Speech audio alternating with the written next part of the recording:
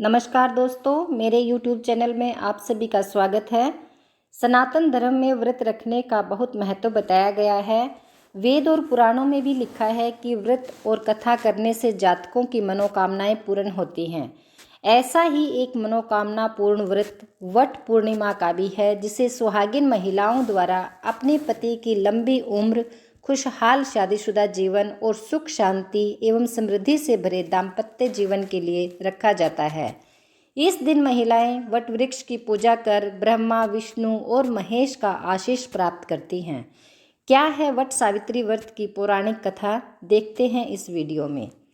हिंदू शास्त्रों में लिखी पौराणिक कथा के अनुसार अशुपति नाम के एक राजा थे, जिनकी एक ही संतान थी, जिसका नाम देवी सावित्री था। माता पिता के लाड प्यार और दुलार के साथ पली बढ़ी सावित्री विवाह योग्य हुई। तब राजश्री अशुपति ने उसका विवाह धूम्रसेन के बेटे सत्यवान से करना निश्चित किया। विवाह के वक्त ही नारद जी ने अशुपति को सत्यवान के अल्पायु होने के बारे में बताया। नारद मुनि के मुताबिक सत्यवान का विवाह के 1 साल बाद ही मृत्यु को प्राप्त हो जाना निश्चित था।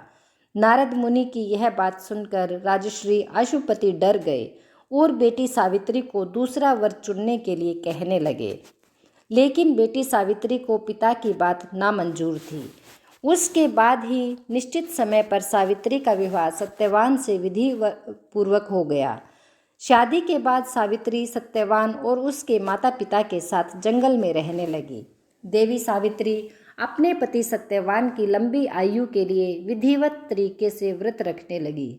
लेकिन जब नारद मुनि की भविष्यवाणी के अनुसार सत्यवान के जीवन का अंतिम दिन आया, तो उस दिन सावित्री भी उसके साथ लकड़ी काटने वन गई।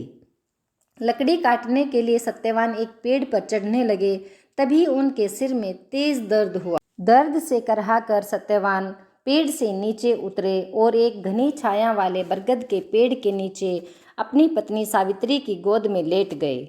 वहीं उसके कुछ देर बाद ही सावित्री ने देखा कि यमराज उसके पति के प्राण लेने आए हैं।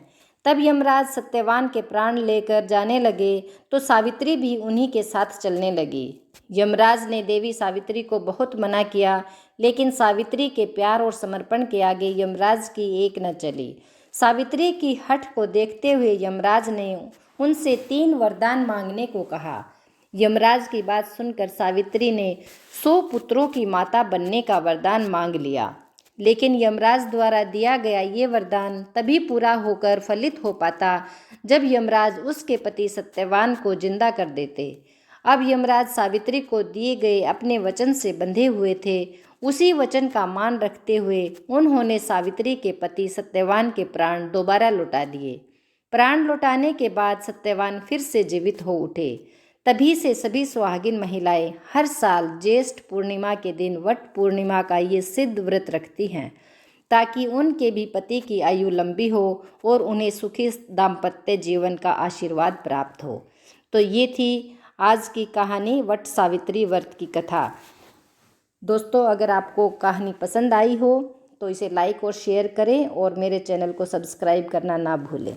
धन्यवाद।